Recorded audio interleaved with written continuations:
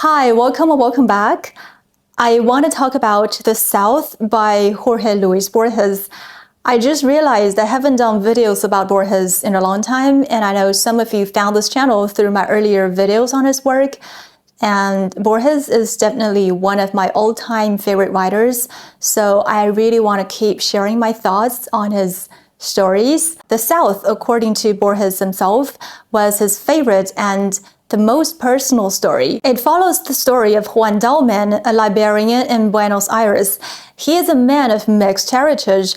He is part German, part Argentine. His paternal grandfather was an evangelical pastor who immigrated to Argentina in 1871, and his maternal grandfather, on the other hand, was an Argentine soldier who died a so-called romantic death fighting indigenous people on the frontier. And Dalman sees himself as profoundly Argentine, like he strongly identifies with his heroic ancestor, even though he is just a quiet, city-dwelling librarian with no combat experience. He has an old country house in the South that once belonged to his mother's family. He's never lived there, but for years has held on to that idea that the place is somehow waiting for him. And then something happened in 1939. One afternoon, Dalman finds a copy of the Arabian Nights, or the 1001 Nights, with several missing pages. As he rushes upstairs to examine it, he hits his head on the edge of an open window. And what seems like a minor injury quickly deteriorates into a serious illness. He has a fever and spends over a week in bed. And when he doesn't improve, he's taken to a sanatorium for surgery on his head.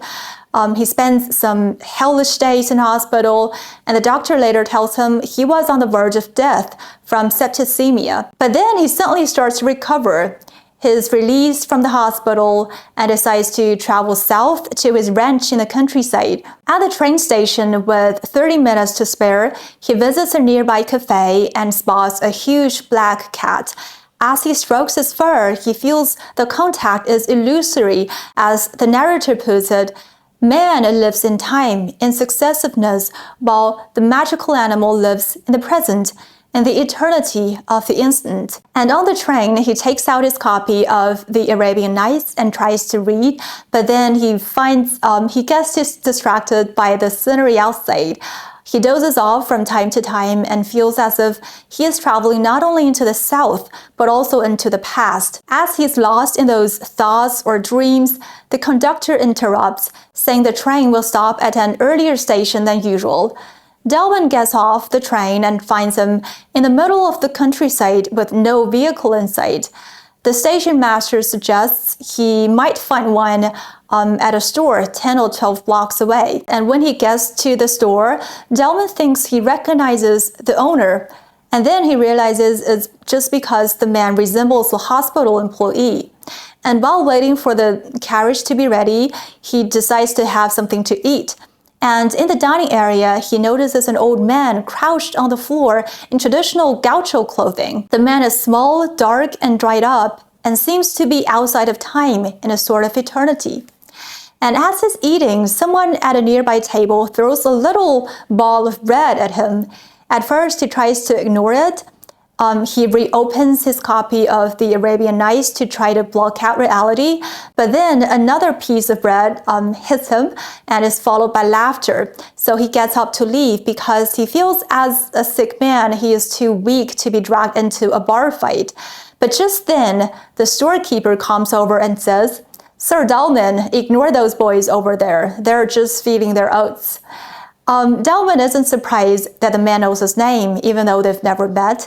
But those conciliatory words somehow spark anger in him, so he brushes the storekeeper aside and confronts that provocative group, and one of them throws a long knife into the air and challenges him to a fight. The shopkeeper objects, saying that Dalman is unarmed. But then the old gaucho tosses him a naked dagger. It feels like fate because to Dalman, the old gaucho is a symbol of the South. So it is as if the South itself demands he fight. He thinks back to his first horrible night in the hospital when they stuck a needle in him, and he thinks if he had been able to choose or dream his death that night, it would be in a knife fight like this. And then comes the last sentence of the story. Dalman firmly grips the knife, which he may have no idea how to manage, and steps out into the plains. So that's basically what the story is about. Is a librarian's journey from a near-death accident to a knife fight in the Argentine countryside. But I think you must have felt that too. Like once when Dalman leaves the sanatorium, things start to feel strangely surreal. Like the details just don't quite add up logically. It's like in a dream when everything feels right in the moment, but it doesn't really make sense when you wake up. For example, after leaving the sanatorium, Dalman goes straight to the train station. He nearly dies from septicemia. He gets surgery, and then suddenly he's at the train station. There's no going home, no packing, no rest, none of those usual things someone would do before a trip. It's like he just skips over those ordinary details of real life. And on the train, he opens the Arabian Nights, but there is no mention of him bringing that book to the sanatorium. And in fact, he was in a delirious state when they took him to the hospital. So I think it is hard to imagine he had brought the book with him. And then the train stops at a random station that seems to be in the middle of nowhere. That is not where train stations are usually built, but I've had dreams like that where I'm trying to go somewhere or do something, but weird things just keep happening and I never make it to the destination. I just wake up. Maybe you had dreams like that too. And there's also the shopkeeper who somehow knows Dalman's name even though they never met. Or the cat at the cafe that feels illusory, the old gaucho at the store who appears just in time to hand him a dagger. You may find many more details like this, and together they create this eerie, dreamlike vibe. And I think Borges is doing that on purpose, like he's scattering these little hints to make us wonder whether any of this is really happening or whether Dalman is still in the sanatorium, hovering between life and death, dreaming the whole thing about the South. And according to Borges himself, he was inspired by Henry James's The Turn of the Screw, the story that is famous for its ambiguity and openness to multiple interpretations. And Borges admired how Henry James was able to put several stories into one, and he wanted to try something similar. And he said the South is in fact 3 stories in one. The first is a kind of parable. A man is ultimately killed by the very thing he loves because Dalman yearns for this romantic, heroic South, but when he finally gets there, it ends up killing him. The second reading is realistic. A man nearly dies from an infection. He recovers and ends up in a senseless knife fight in the countryside. And the third interpretation is what we earlier discussed. The second half of the story is a dream. As Dalman lies dying under the surgeon's knife, he imagines a more noble, more epic death because that's the kind of death he longed for. And Borges said he thought the third interpretation is the best. In his own words, the story would be not the actual death of the man, but the one he dreamed of while he was dying. And I think there's a very interesting line in the story. Reality is partial to symmetries and slight anachronisms. Well, symmetries are like mirrors, and I think it's almost everywhere in the story. For example, Dalman arrives at the sanatorium in a cab, and he leaves in the cab to the train station.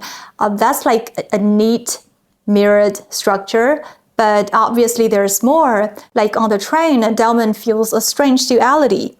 It was as though he were 2 men at once, the man gliding along through the autumn day and the geography of his native land, and the other man imprisoned in a sanatorium and subjected to methodical attentions. That is like a huge symmetry, like his dream self is traveling south while his real self is still trapped in the hospital. And there are some smaller details too that supports this idea, like the shopkeeper in the countryside resembles an employee at the sanatorium. And also there's the store itself, because Borges writes, the store had once been bright red, but the years had tempered its violent color to its advantage. I mean, how would Dalman know what the color of the store used to be? He's never seen it before, right?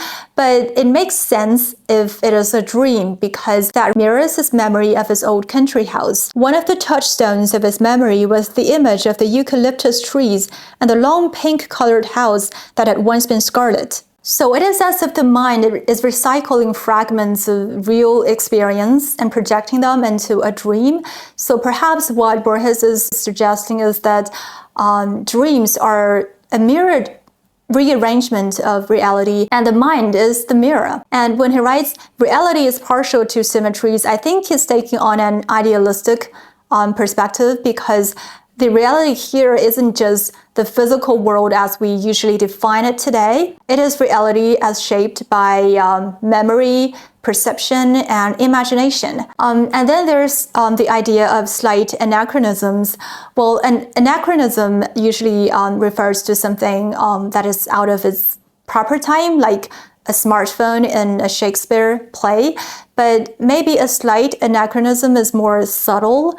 It's just that faint, nagging sense that something doesn't really belong to the present moment, even if you cannot immediately say why.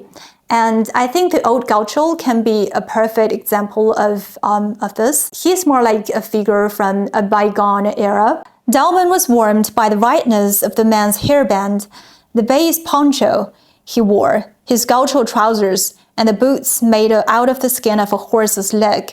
And he said to himself, recalling feudal arguments with people from districts in the north or from Ontario's, that only in the south did gauchos like that exist anymore. I mean, to Dalman, the old man is like a real gaucho, that kind of man he's long imagined. He remembered past arguments with people who insisted that such men no longer existed. So when he sees this old gaucho, he feels comforted, even vindicated, but actually he's just projecting his romantic vision of the South onto what he sees in the dream. And the gaucho makes him feel like he has entered this heroic, mythic South of his imagination. And earlier, when Dalman is on the train heading south, Borges writes, Dalman almost suspected that he was traveling not only in the South, but into the past. I think he might be suggesting that the South Dalman is chasing isn't the real South of the 1930s. It's a dreamlike version shaped by nostalgia, perhaps the South of his grandfather's time, of the 19th century, of the frontier expansion and civil wars. But by the early 20th century, that world had largely vanished. It is overtaken by land enclosures, industrialization, and a growing Europeanized urban culture. And if you think of that knife fight, it could be a slight anachronism too.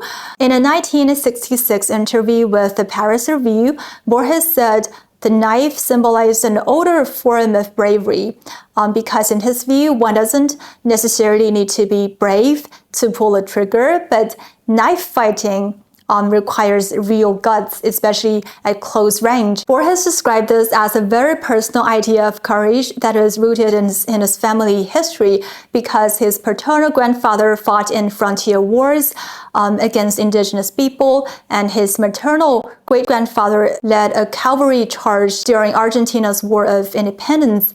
And Borges grew up seeing swords in the house, and that experience kind of shaped how he thought about heroism and bravery. But like Dalman, Borges had a mixed heritage. His paternal grandmother was an English woman, which connected him to a European literary and intellectual tradition. And actually, there are many other parallels between Borges and Dalman.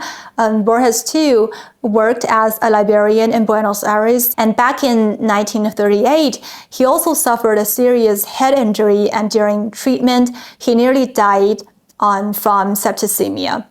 And like Dalman, he was fascinated by stories of courage, and he once admitted that he wrote so much about knives and swords and guns because he didn't consider himself especially brave. So I think in a way, just as Dallman projects his fantasies of heroism into a dream, Borges channels his idea of bravery into fiction. However, I don't think he really wants to glorify that spirit or glorify violence, because I think the ending of the South suggests that the gaucho spirit, while alluring, may be unsustainable in the modern world.